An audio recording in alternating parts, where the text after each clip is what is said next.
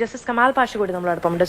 Justice Kamal Pasha, ഇതിപ്പോ സമസ്ത മെക്സവനെ തന്നെ ലക്ഷ്യമിട്ട് എന്ന് കരുതി അതിനെ സ്വീകരിക്കുകയാണോ വേണ്ടത്? കാരണം ആ സമസ്ത ഒരു കാര്യം പറയുമ്പോൾ സ്വാഭാവികമായും മുസ്ലിം വിഭാഗത്തിന് അവരുടെ മതപരമായ കാര്യങ്ങളിൽ ഗൈഡൻസ് നൽകാൻ കഴിയുന്ന ഒരു സ്ഥാപനം എന്ന നിലയ്ക്ക്, ഒരു സംഘടന എന്ന നിലയ്ക്ക് കാണുന്നത് കൊണ്ട് മറ്റ് ഇടങ്ങളിലേക്ക് കൂടി അത്തരം ഡയറക്ഷൻസ് ഏറ്റെടുക്കുമോ? അതെ, സമസ്ത പറയുന്നത് മുസ്ലിമീങ്ങളോടാണ്, സുന്നത്തമായത്തിന്റെ പ്രാസ്ഥാനിക പ്രവർത്തകരോടാണ്, ഇസ്ലാമിനെ അംഗീകരിക്കുന്ന യാഥാസ്ഥിക മുസ്ലിമുകളോടാണ് ഈ പറയുന്നത്. അല്ലാത്തവർക്ക് ഇതിൽ ആശങ്ക വേണ്ടല്ലോ, അതല്ലേ കൃത്യമായി പറഞ്ഞത്. ബാക്കി പറയട്ടെ. സമസ്ത അതിലൊരു വ്യക്തത വരുത്തേണ്ടതുണ്ടോ? ഈ സമസ്ത എന്നും പറയുന്ന ഇതുപോലുള്ള സംഘടനകളൊന്നും എല്ലാ മുസ്ലിങ്ങളുടെയും വക്കാലത്തൊന്നും ഏറ്റെടുക്കേണ്ട കാര്യമില്ല. നിങ്ങളെയും ഒരു മുസ്ലിമീങ്ങളെയും വക്കാലത്ത് ഏൽപ്പിച്ചിട്ടില്ല. അത് നിങ്ങൾ മനസ്സിലാക്കേണ്ട ഒരു കാര്യമാണ്. നിങ്ങൾ ജസ്റ്റിസ് ആയിരുന്നു, അത് അംഗീകരിക്കുന്ന ബഹുമാനം നിലനിർത്തി പറയാണ്. ഇവിടെ ഒരു മുസ്ലിമിന്റെയും വക്കാലത്ത് നിങ്ങളെ ഏൽപ്പിച്ചിട്ടില്ല.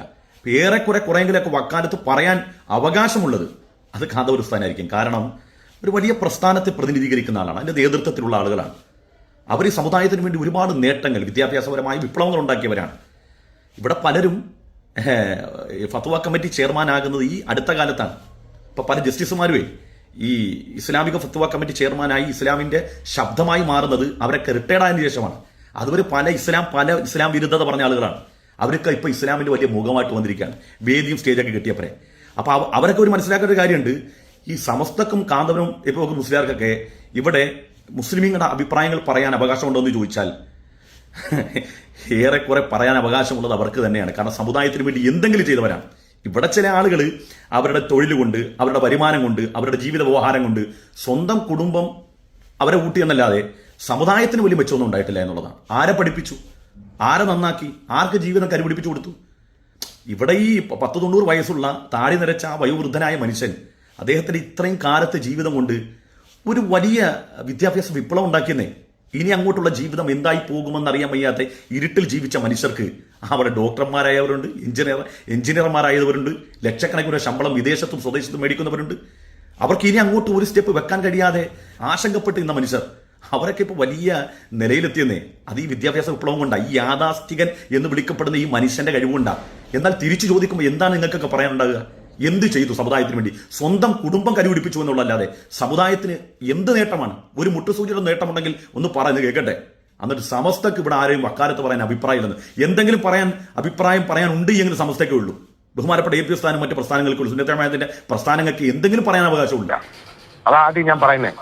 അപ്പൊ അത് അങ്ങനെയൊന്നും ഇല്ല, കാര്യമില്ല. അതിനകത്തൊക്കെ കുറെ കടൽക്കഴവന്മാര് കുറെ ഇരുന്നുകൊണ്ട് കുറെ അഭിപ്രായങ്ങൾ വിളിച്ചു പറയും. അവരൊന്നും ഇന്നത്തെ കാലാവസ്ഥയെക്കുറിച്ചോ ഇന്നത്തെ കാലത്തെക്കുറിച്ചോ ചിന്തിച്ചിട്ടല്ല ഇതൊന്നും പറയുന്നത്. അതേ, കടൽക്കിഴവന്മാര് തന്നെയാണെന്ന്, വൃദ്ധന്മാര് തന്നെയാണ്, യാഥാസ്ഥികരെ തന്നെ അംഗീകരിക്കുന്നു. എന്നാൽ ഈ യാഥാസ്ഥികർ അവരുടെ ജീവിതം കൊണ്ട് എന്ത് ചെയ്തു എന്ന് പഠിക്കൂ, അവരെന്തൊക്കെ മാറ്റം ഉണ്ടാക്കിയെന്ന് പഠിക്കൂ.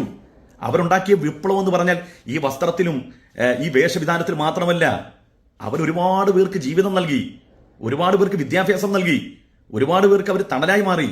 എന്നാൽ ഈ പറയപ്പെട്ട വിപ്ലവ സിംഹങ്ങളെ കൊണ്ട് എന്ത് ഗുണം നാടിന് നാട്ടാർക്കുണ്ടായെന്ന? അവർക്ക് കിട്ടിയ ഉയർന്ന ശമ്പളം കൊണ്ട് അവരുടെ ജീവിതവും അവരുടെ ചുറ്റുപാടും ഒക്കെ കെട്ടിപ്പടുത്തുന്നില്ല. അതുകൊണ്ട് ഈ കടക്കിഴവന്മാർ പറയുന്നത് കേൾക്കാൻ സമൂഹം കാതോർത്തി നിൽക്കുന്നു. അതിനാരും അസൂയപ്പെട്ട കാര്യമില്ല. ആ കടൽക്കിഴവന്മാർ പറയുന്നത് കേൾക്കാൻ ജനലക്ഷങ്ങൾ ഉണ്ടെന്നേ, അവരത് കേട്ടുകൊണ്ടേയിരിക്കും. അവരൊന്നും ഇന്നത്തെ കാലാവസ്ഥയെക്കുറിച്ചോ ഇന്നത്തെ കാലത്തെക്കുറിച്ചോ ചിന്തിച്ചിട്ടല്ല ഇതൊന്നും പറയും. അതായത് ഇന്നത്തെ കാലത്തിന് അനുയോജ്യമായി ജീവിക്കണമെങ്കിൽ ഇതൊക്കെ വേണം. ഇങ്ങനെ എല്ലാവരും തുള്ളുമ്പോൾ ഓരോ അങ്ങോട്ട് പോവുക, ഒരു ഇങ്ങോട്ട് പോവുക, ഇതൊക്കെ ഇന്നത്തെ കാലത്ത് മറ്റുള്ളവർക്ക് അവർക്ക് ത്രസിപ്പിക്കാൻ പറ്റുന്ന രൂപത്തിലേക്ക് നമ്മുടെ ഭാര്യമാരെയും കൂടി ഇങ്ങനെ ഇടകലത്തി വിടുമ്പോഴാണ് ഇന്നത്തെ യുഗത്തിന് പറ്റിയ ഏറ്റവും നല്ല യുഗപുരുഷന്മാരായി മാറുന്നത്. എന്തെല്ലാം കാട്ടിക്കൂട്ടണം ഈ ദുനിയാവിൽ നിന്ന് ജീവിക്കണമെങ്കിൽ. സൗകര്യമില്ല എന്നുള്ളതാണ് അതിന്റെ മറുപടി. സൗകര്യമില്ല. ഞങ്ങളുടെ ഭാര്യമാരൊക്കെ അങ്ങനെ സ്വകാര്യത ഇഷ്ടപ്പെടുന്നവരാണ്. അവര് ആരോഗ്യദായകമായ ആക്ടിവിറ്റീസുകൾക്ക് വേണ്ടി സ്വന്തം ഇടം അവർ യൂസ് ചെയ്യുന്നുണ്ട്. പൊതുമധ്യത്തിൽ വന്ന് എല്ലാവരോടൊപ്പം തുള്ളാൻ അവർക്ക് താല്പര്യമില്ലെന്നേ. താല്പര്യമുള്ളവർ തുള്ളിക്കോട്ടെ എന്നേ. ഇതിന്റെ ഇസ്ലാമിക മാനമാണ് പണ്ഡിതന്മാർ പറയുന്നത്.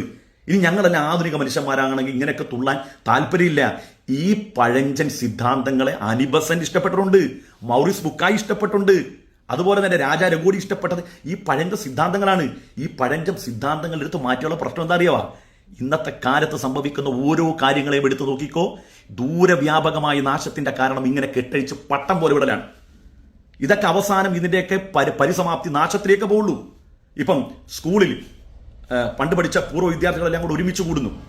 എന്തെല്ലാം അതിന്റെ പിന്നിൽ നാശങ്ങളുണ്ടായി? എന്തെല്ലാം അത് കാലേ കൂട്ടി നമ്മളത് പറഞ്ഞു, ഇസ്ലാമിന്റെ അഭിപ്രായം പറഞ്ഞു. അങ്ങനെയുള്ള സമ്മിശ്ര സംഗമങ്ങളൊക്കെ നമുക്ക് അപകടം ചെയ്യുമെന്ന് പറഞ്ഞപ്പോൾ 6-ാം നൂറ്റാണ്ടുകാരും 5-ാം നൂറ്റാണ്ടുകാരൊക്കെയായി. ഇന്ന് എന്താ സംഭവിച്ചത്? ഇന്നെന്തൊക്കെ സംഭവിക്കും? എത്ര കുടുംബങ്ങൾ തകർന്നു, ഏതൊക്കെ ആളുകൾ പഴയകാലത്തെ പ്രണയം പുതുക്കുകയും പെണ്ണുങ്ങളെയും കൊണ്ട് പോയില്ലേ? ഇതൊക്കെ എല്ലാത്തിനും ഒരു പരിമിതി നിശ്ചയിച്ച മതമാണ് ഇസ്ലാം. ആ പരിമിതി എന്തിനു വേണ്ടിയാ? മനുഷ്യന്റെ ശാശ്വതമായ സമാധാന ജീവിതത്തിന് വേണ്ടിയാ. അപ്പൊ കുറെ ആധുനിക മുഫ്തിമാർ വന്നിട്ട് അവരുടെ അഭിപ്രായം പറയാണ്. ഇതുവരെ നിങ്ങൾ എവിടെയായിരുന്നു?